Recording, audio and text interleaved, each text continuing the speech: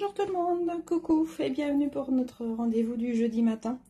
Notre live EHPAD du jeudi, on se retrouve tous les jeudis à 11 h pour un live pour que tu puisses t'épater.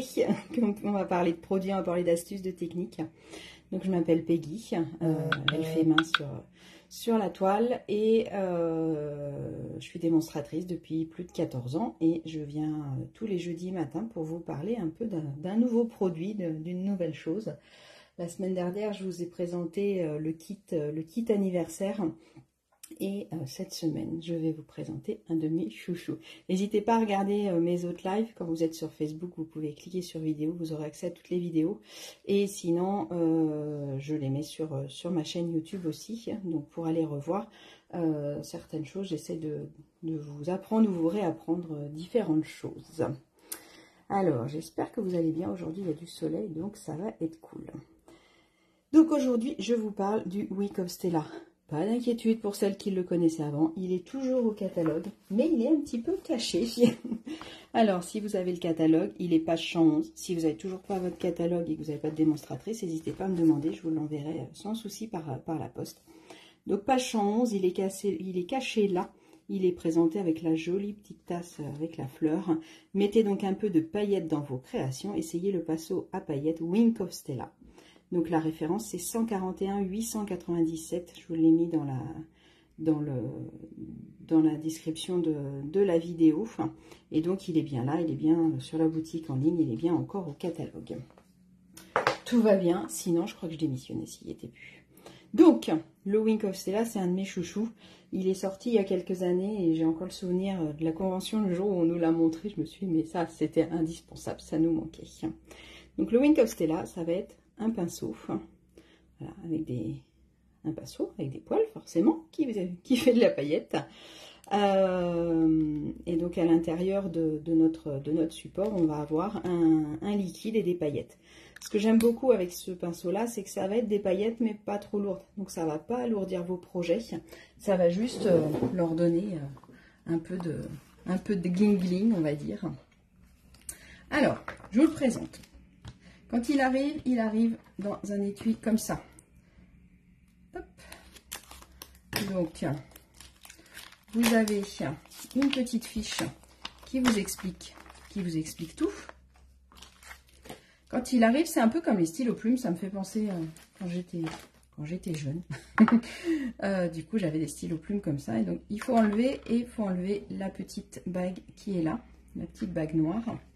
Et ça va venir percer en fait la cartouche. Ça, c'est notre cartouche d'encre. Donc, on a le petit picot à l'intérieur. Donc, je vais venir revisser à fond. Donc, je vois en plus, comme il est transparent, je vois bien où j'en suis. Hop, là, je ne peux plus visser plus. D'accord ?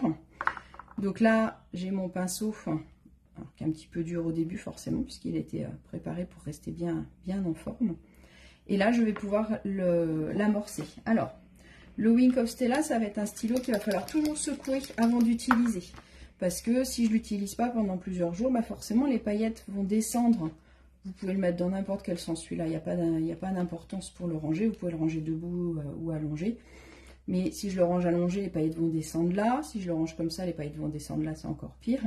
Donc du coup, c'est un pinceau, il faut prendre le réflexe de tout le temps le secouer un petit peu pour que le liquide qui va sortir soit rempli de paillettes. Sinon, vous allez avoir quelque chose de très doux en paillettes et puis à la fin, bah, vous aurez toutes les paillettes, mais il n'y aura plus le liquide pour le transporter sur votre projet.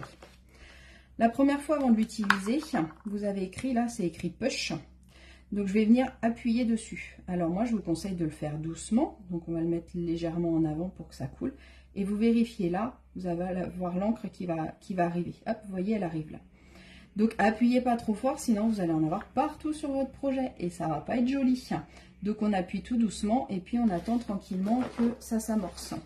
Donc, après, bah, je peux prendre un petit bout de feuille pour l'amorcer. Et donc, je vais venir en appuyant tout doucement en attendant que l'encre arrive sur mon pinceau. Une fois que je l'ai amorcé une première fois, après, j'aurai plus besoin d'appuyer. Si vous appuyez à chaque fois, vous allez avoir des taches sur votre projet, ça ne va pas être joli. Alors que le but du Wink of Stella, c'est vraiment quelque chose de doux. Donc, hop, voilà. Je vois bien, de toute façon, ma pointe, elle commence à se colorer.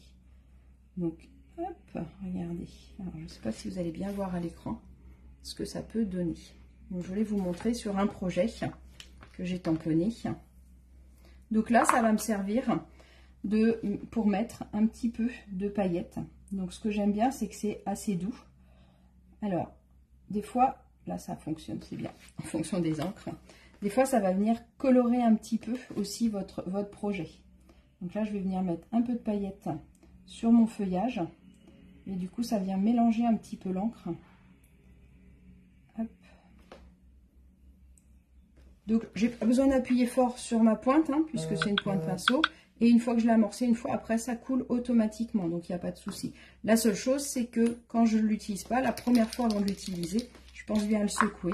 Et après, j'ai pas besoin d'appuyer. Hein. J'appuie pas là à chaque fois, sinon je vous dis, vous allez faire des catastrophes. Et puis après, vous allez être déçu de votre résultat.